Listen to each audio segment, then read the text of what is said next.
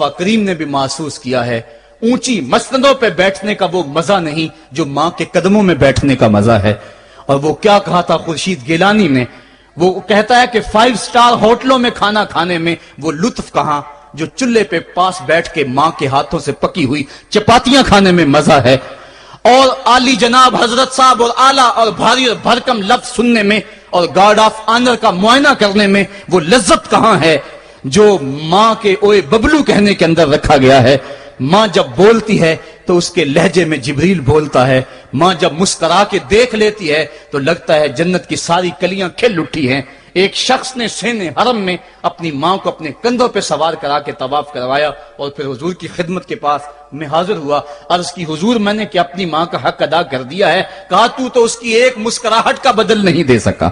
ماں جب مسکراتی ہے تو اس کے لہجے میں اتنی مٹھاس ہوتی ہے، میں کہتا ہوں ساری دنیا کے شہد نچوڑ دیے جائیں اتنی محبت پیدا نہیں ہوتی جتنی محبت ماں کے لہجے میں ہے۔ جب وہ بیٹے کو اوے ببلو اوے مٹھو کہہ کے پکارتی ہے، اوے بیٹا کہہ کے پکارتی ہے، آواز دیتی ہے، تو ماں کے لہجے کے اندر وہ رس گل رہا ہوتا ہے کہ حوریں بھی آفرین آفرین کر رہی ہوتی ہیں۔ ماں کے بے ادب ہاتھ جوڑ کے ماں سے معافی مانگ لیں، باپ کے گستاخ ہاتھ جوڑ کے باپ سے معافی مانگ لے، یہ سرمایہ زندگی میں نہیں ملے گا۔ عموماً قدر نعمت زوال نعمت کے بعد ہوتی ہے، آؤ ماں باپ کی قدر کو پہچانیں اور اللہ کی رحمتوں کو لوٹیں۔ علامہ اقبال کی جب والدہ فوت ہوئی تو وہ پھوٹ پھوٹ کے روئے، جوان ہونے کے باوجود ان کی آنکھوں سے آنسو نہیں تھمتے تھے، اور پھر روتے روتے کہتے تھے